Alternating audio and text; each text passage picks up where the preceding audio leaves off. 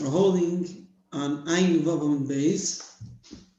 The Mishnah is continuing with the subject of what size of object is someone chayiv on when he carries it outside of from Reshus HaYachid to Reshus HaRabim. What size does this object have to be in order to be that it should be significant and therefore you're chayiv? The setup of Mishnah is an interesting setup. It's not like a full subject in one perek and then the next perek. Rather, one perek leads into another subject and then the next perek carries on, which basically helps you remember from one perek to the other.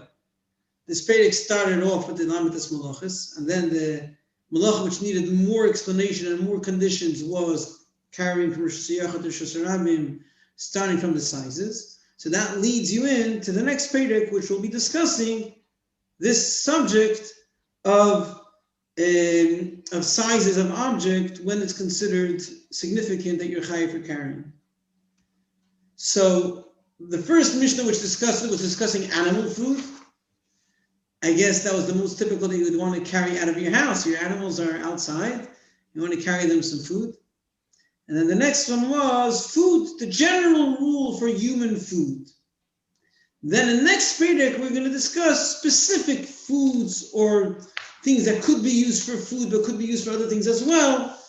Basically, if there's any other usage commonly used with this object less than the size used for human consumption, so that smaller size would already make you chayiv. But here we're talking about now the general rule. Hamoitzi oichlin, one who takes out from Reshus HaYachid food. So the general rule is kigrei geres, the size of a dried fig, chayiv. And here mitztarvim zeim, that all foods can join to make up this size of a dried fig.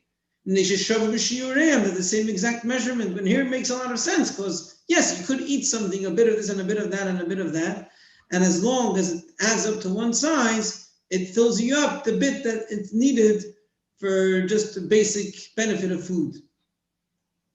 Chutz mikli pasam, you do not count their shell or even the husk of the grain. V'garineim, any seeds, v'uchtseim, any what do you call them? The piece of wood, the branch on the top. V'subon. Oh, so before we're talking about fruit, the peels of fruit, and now we're talking about grains. V'subon, that's the thick peel, which when they crush it in the pestle and mortar we mentioned earlier, then it makes it come off. Umursanon, that's a thinner one, which after grinding is still there, and they would sift it out with a sieve. So those things are not counted. You cannot measure when you carry it outside. You don't measure the peels or the bran or anything else is not counted. Only the actual food. Rabbi Yehuda Imer chutz miklipi adoshim. One exception which is counted is the pod, or whatever, the peels of lentils. Shemisbashlei simon. They cook the lentils with the peels. So though you don't eat it, but it's still useful. They use it to cook it together, and therefore it adds up to the shear of carrying. That's what Rabbi Yehuda holds. And Tanakama argues and says, no, since it's not eaten, we do not count it. Fine. Says the Gemara, bran does not, or the husk is not included in with. You cannot add it up to the size of the food. V'tanan, we learn to the Mishnah.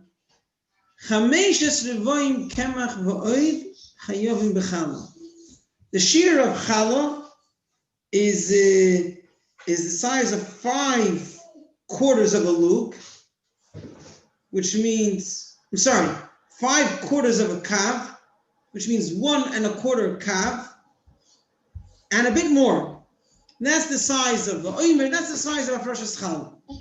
Now, if one made, like in our days, whole wheat, hey, the suba mursanon, if he made a dough with the husk, with the bran, it adds up.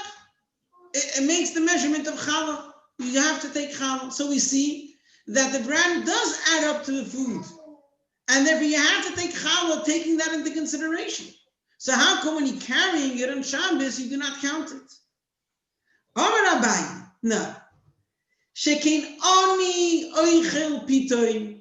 A poor man eats his bread, be'isa blusa, with a mixed dough with whole wheat. And therefore, since the poor man eats it that way, it's food. So you take challah. But on Shabbos, you want to have something important. And since the husk, the bread, is not important, so though the poor man will eat it, then he has to take challah, but if a regular person carries it, we do not count it as something significant, and therefore it doesn't add up to the shear of carrying of a grigaris. So that's, again, the Gemara looks at it, that the husk, the bran, is not really edible, only for poor people. And the proper way of eating bread is when it's totally white, totally clear. And to the extent that he's not even chayiv on Shabbos for carrying the bran, it's not considered food. It's not considered food. Good. How does it fit with us? Things that, I guess, the nature of our stomach has changed. As they used to say, that people used to have a what do you call it? I don't know. Basically, they used to have iron stomach and a leather head, leather brain.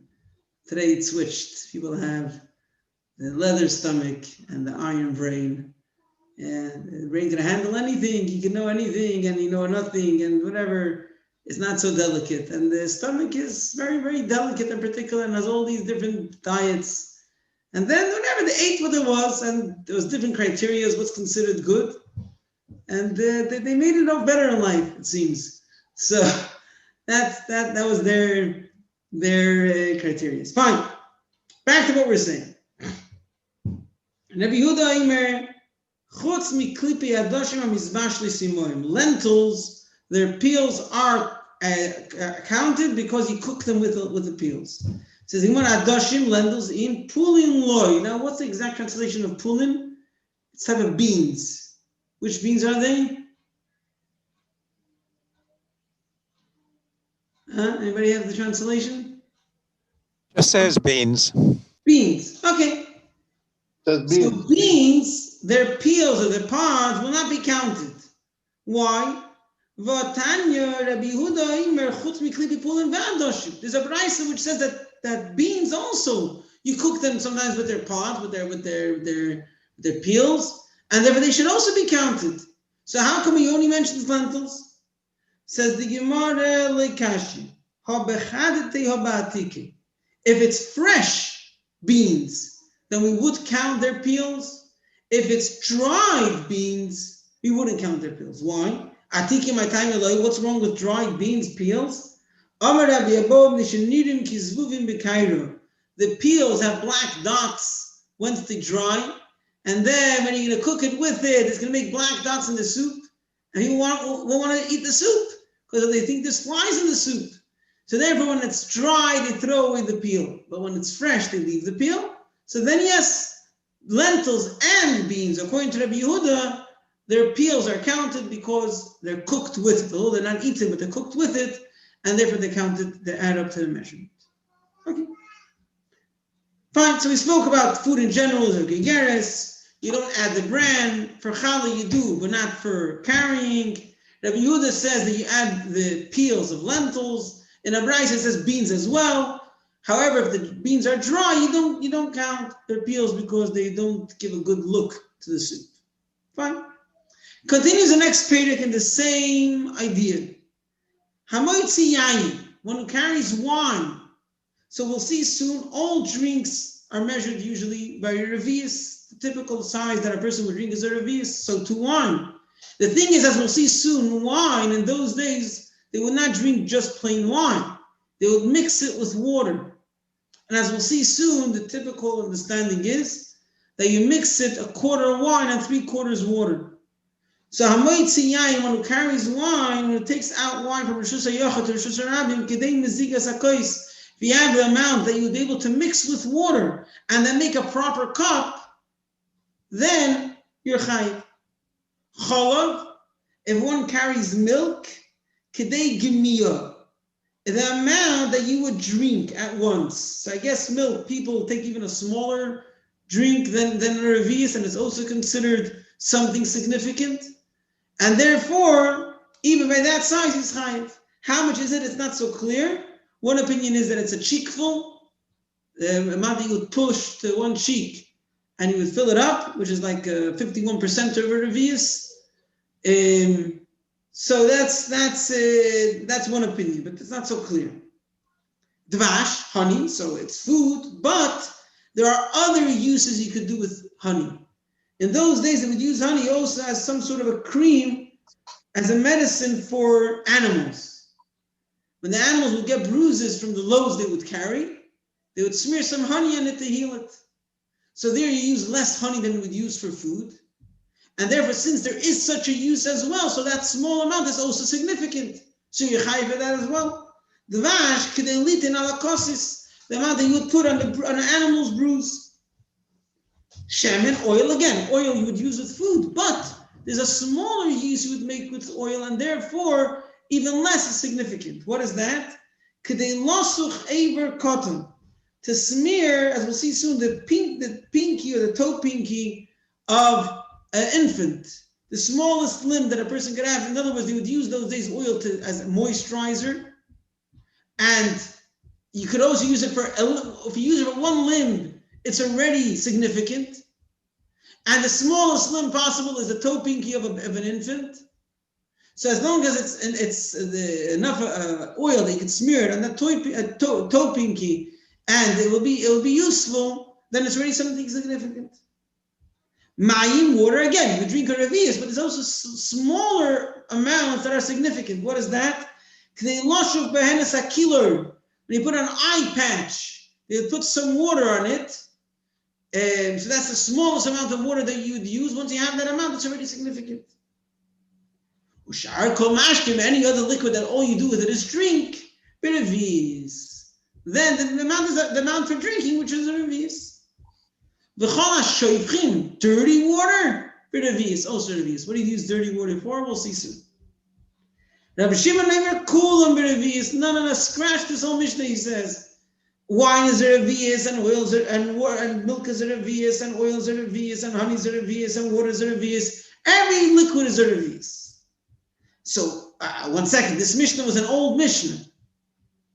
So, in other words, it was a Mishnah that was passed on to Tanoim generations before Rabbi Shimon. Says Rabbi Shimon, I'll tell you what that Mishnah was talking about. This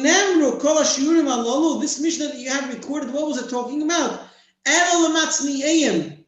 People that unlikely put aside, unusually, untypically, put aside a small amount and they want it.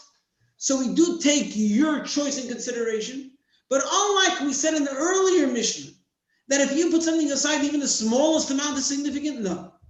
He says, no, this Mishnah that was passed on with small measurements is saying if you put it aside, it has to be significant for something. And therefore, a quarter of a revius, and the amount to put on a bruise, and the amount to put on a toe pinky, that's enough because it's significant somewhat, somehow, somewhere.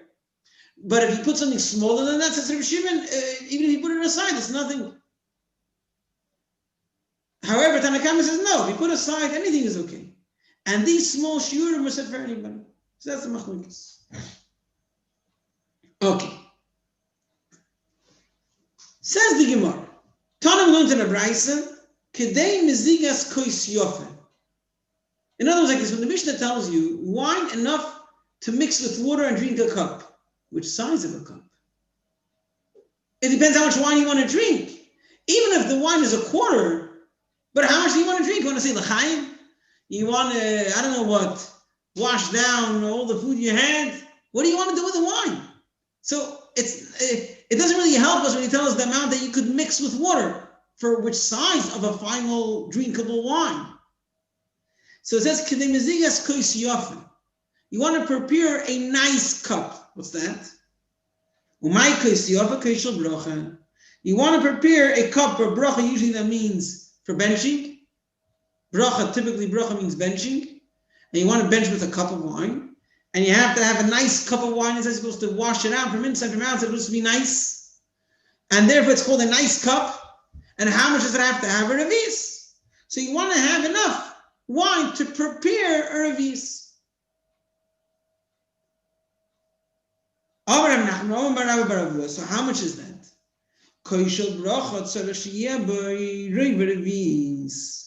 This cup for benching, you have to put in it a quarter of a revis of wine.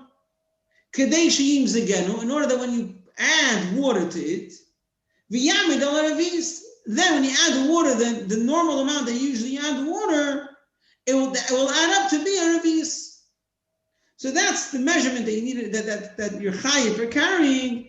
If it's a quarter of a revis, which then when you'll add the water, it will be a revis. Okay, I don't want to go into the next piece because that will go into a whole long discussion.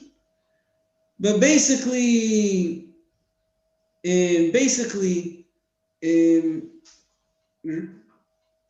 is saying that basically that the amount of water you always add is three times as much, a quarter wine, 3/4 of water, and then this cheshbon that we said adds up. There'll be a machlokes about it. Abaye will say no, that you do a third wine and 2/3 water. So Rabbi holds, and also this Rabbi, but Rabbi holds that the amount of water to wine, the what do you call it, the balance, whatever, the amount of water to wine, you put proportion. The proportion, right? The proportion of water to wine is a quarter wine and 3/4 water. So to summarize, food, the size of food that's considered significant is a dried fig. No matter how many bits and pieces of food you scratch together, if they add up a dried fig, that's significant. You don't count the peels, the pits, or the bran. Although if a poor man makes whole wheat bread, then he has to take challah from that. That's because he makes the bread like that. But if the regular person is carrying it, and the bran is not counted, and therefore he's not chayiv. Rabbi Yehuda says that lentils, you do count their peels, their pods, because you cook it with it. In a brayso, he says you also count the peels, the pods of beans. But in the Mishnah, he doesn't mention it because if it's dried, you wouldn't cook it with the peels because it'll make black dots and it'll look like flies. Then regarding liquids, so the general rule for liquids, for drinkable liquids, is a revis, or even for dirty liquids, as we'll see, that is also a revis, with exceptions. Wine is an exception because you mix a quarter of wine to 3/4 of water, so a quarter of a revis is enough, which that's the amount that we'd use for kois shel bracha, which is a kois yofe, kois of benching, which has to be a nice cup. You put in a quarter of wine, a quarter of a revis of wine, and the rest of water. And that's according to Rabbi, but that's what we're holding right now. Milk, the amount that you take a sip, let's say a cheekful, because that's something which you do with milk. Honey, besides eating it, you smear it on wounds. It's a much smaller amount of animal wounds. Oil, you moisturize the skin, so you would put it on the smallest limb of a person, the smallest limb of an infant. So that's also significant. Water, although you drink, but you would also smear it on the eye patch. It's a small amount of water, so it's very significant, that amount. Those are the exceptions. Reb Shimon says, no, every liquid you only chayiv take a revis. All the exceptions are said, although there was an old Mishnah recorded, all those exceptions were said for someone who puts them aside, because Reb Shimon knows even if you put them aside, they have to be significant. They can't be the smallest amount. So which amount is it? These smaller sizes. But a regular person taking out any liquid says Reb Shimon is a revis. But Tanakh says, no, these smaller measurements were said for everyone, and if someone puts them aside, even the smallest amount is already chayiv. Okay, guten Shabbos.